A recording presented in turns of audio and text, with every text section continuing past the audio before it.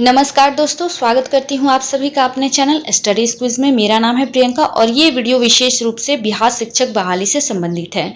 आज का ये न्यूज़ है और ये मुजफ्फरपुर का पेपर है।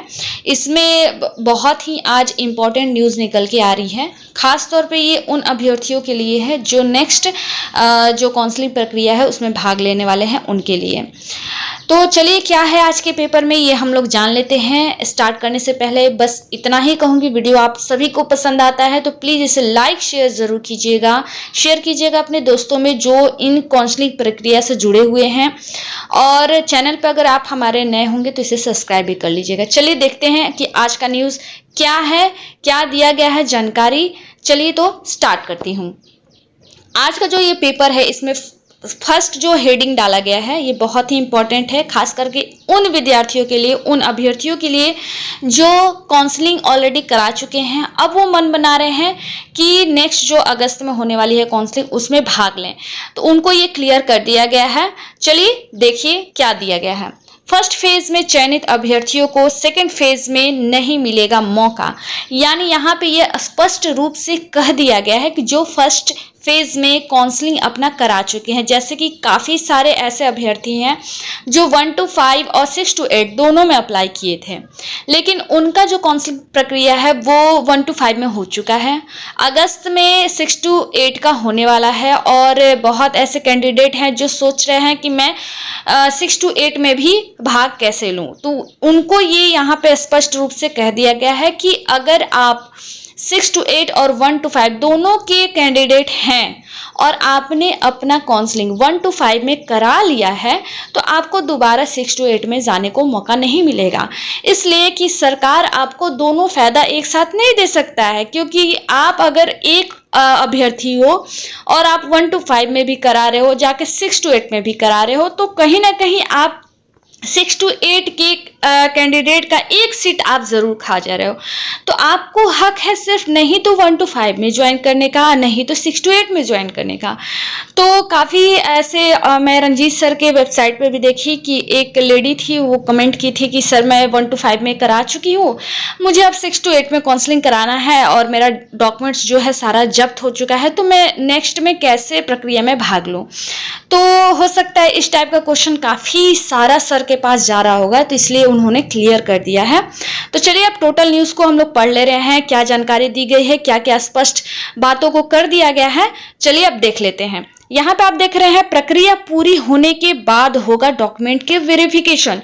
यानी ये जितने चरण में संभव हो, काफ़ी ऐसे कैंडिडेट हैं जिनका हो चुका है, अब वो मांग कर रहे हैं कि हमें ज्वाइनिंग लेटर दे दिया जाए।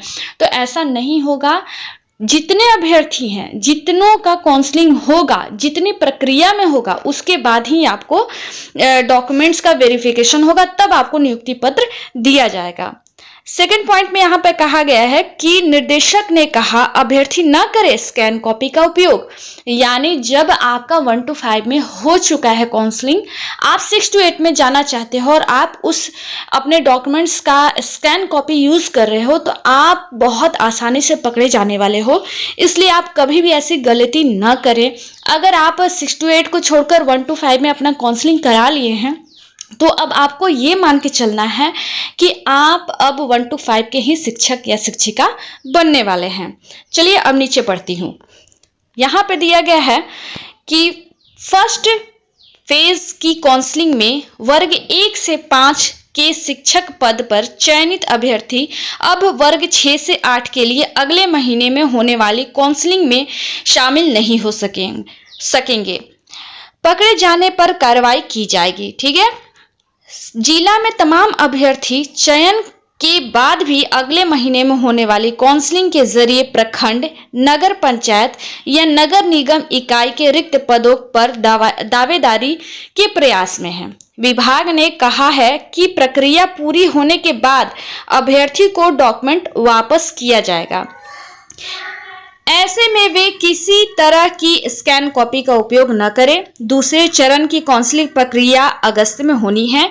इसके बाद दोनों ही चरण में चयनित अभ्यर्थी के शैक्षणिक व अन्य प्रमाण पत्रों की जांच एक साथ होगी। यानी टोटल ये प्रक्रिया खत्म होने के बाद सबकी डॉक्यूमेंट्स का जो वेरिफिकेशन है एक साथ किया जाएगा। ओके। विभाग की ओर से कहा गया है कि बिहार विद्यालय परीक्षा समिति से लेकर संबंधित विश्वविद्यालय को लिंक उपलब्ध कराया जाएगा। इस आधार पर काफी कम समय में सभी दस्तावेजों का तुरंत सत्यापन कराने की योजना विभाग ने तैयार की है। तो चलिए, आई होप आप सभी का इतना क्लियर हो गया होगा। मैं आगे देख लेती हूँ। देना होगा नया जाति, आवास या आय प्रमाण पत्र, यानी जो भी पिछला काउंसलिंग हुआ है उसमें अभ्यर्थियों को ये शुरू से पहले से नहीं बताया गया है कि आपको क्या क्या डॉक्यूमेंट्स की जरूरत पड़ेगी। नतीजा क्या हुआ था कि अभ्यर्थियों को बहुत ही दिक्कत झेलनी पड़ी थी।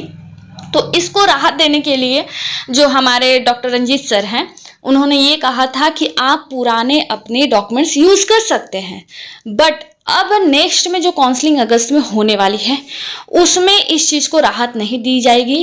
अगर आपका आवासीय है तो आपका न्यू लगेगा, जो भी आपका जाति प्रमाण पत्र वगैरह है सब आपका न्यू लगने वाला है। तो चलिए इसको पढ़ भी लेती हूँ।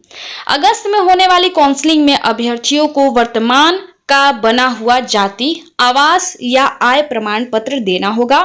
निर्देशालय की ओर से यह स्पष्ट किया गया है कि पहले फेज की काउंसलिंग में इससे राहत दी गई थी, लेकिन अगली बार निर्धारित अवधि के अंदर बना सर्टिफिकेट प्रस्तुत करना होगा।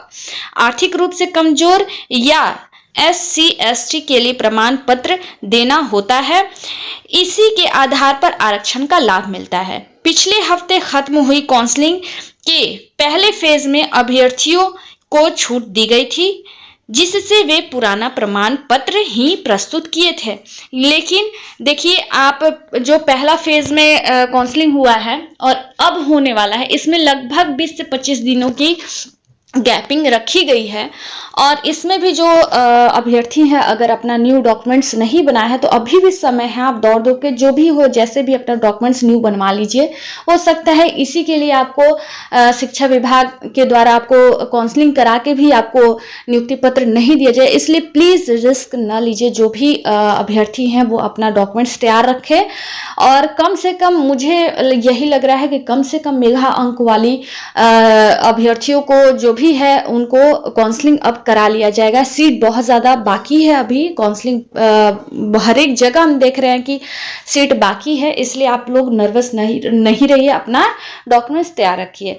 तो आज का न्यूज बस इतना ही था। अगर आपको और भी कुछ जानने की जरूरत है तो मुझे कमेंट बॉक्स में जरूर बताइएगा। वीडियो पसंद आया होगा तो प्लीज इसे लाइक शेयर जरूर कीजिएगा, अपने दोस्तों में भी शेयर कीजिएगा। और मिलती हूँ नए वीडियो में नई जानकारी के साथ, तब तक के लिए धन्यवाद।